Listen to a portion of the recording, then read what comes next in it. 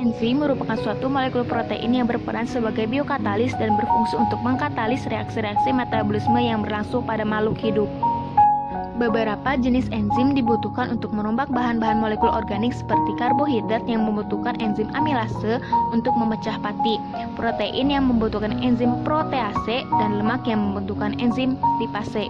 Salah satu enzim yang berada di dalam tubuh organisme yaitu enzim amilase, yang khususnya dapat berasal dari air liur atau saliva. Enzim ini mempunyai suhu dan kondisi optimum tertentu untuk bekerja atau bereaksi dengan baik. Enzim amilase mempunyai peran yang sangat penting untuk kelangsungan hidup organisme karena merupakan salah satu alat pencernaan pertama. Kinerja enzim amilase ini dapat dipengaruhi oleh berbagai faktor baik dari luar maupun dari dalam tubuh suatu organisme. Faktor-faktor tersebut yaitu seperti suhu, pH, dan substrat.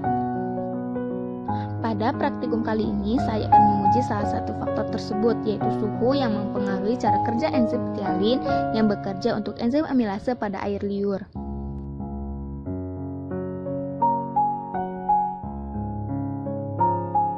Tubuh manusia menghasilkan berbagai macam enzim yang tersebar di berbagai bagian dan memiliki fungsi tertentu.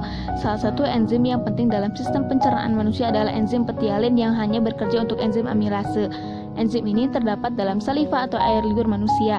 Saliva yang disekresikan oleh kelenjar air liur selain mengandung enzim amilase juga mengandung 99,5% air, glikoprotein, dan musin yang bekerja sebagai pelumas atau hidrolisis awal pada waktu mengunyah dan menelan makanan.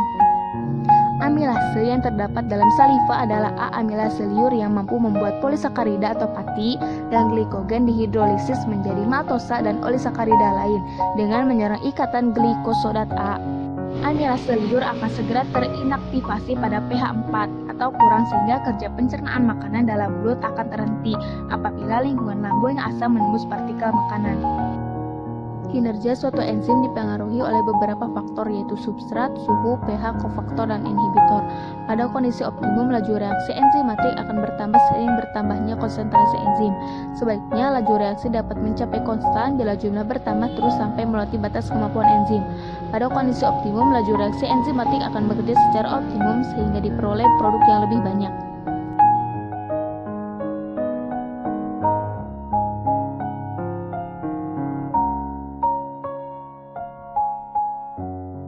Pertama, masukkan larutan kanji ke dalam masing-masing gelas sebanyak 10 sendok makan.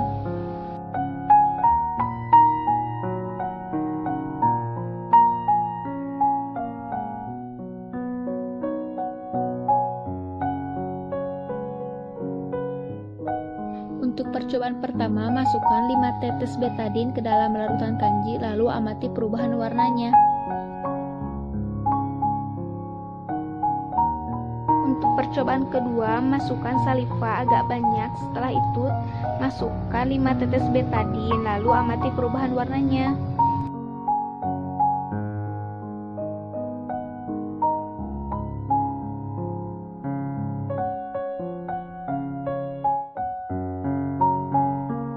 Untuk percobaan ketiga, masukkan saliva agak banyak ke dalam salah satu larutan kanji.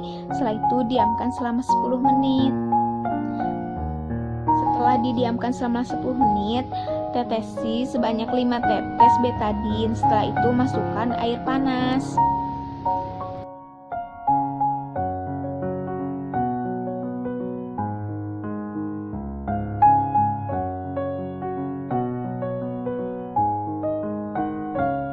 Untuk percobaan keempat, masukkan saliva ke dalam salah satu larutan kanji. Setelah itu diamkan selama 10 menit.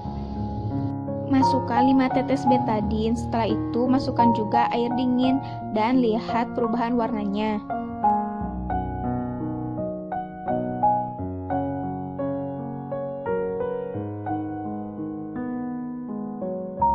Untuk percobaan kelima, masukkan saliva ke dalam salah satu larutan kanji, setelah itu diamkan selama 10 menit.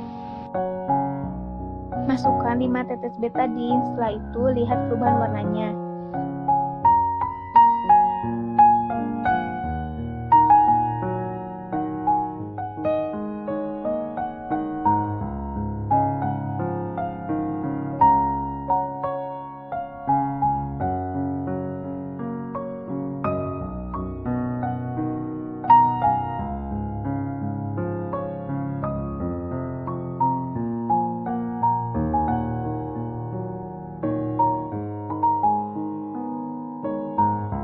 Dari percobaan tersebut dapat disimpulkan bahwa kerja enzim petialin dipengaruhi oleh suhu. Pada suhu tinggi maupun suhu rendah, enzim akan mengalami denaturasi atau rusaknya bentuk 3 dimensi enzim yang menyebabkan enzim tidak dapat lagi berikatan dengan substratnya. Denaturasi menyebabkan aktivitas menurun atau menghilang, dan suhu optimum pada kerja enzim petialin adalah 27 derajat Celcius.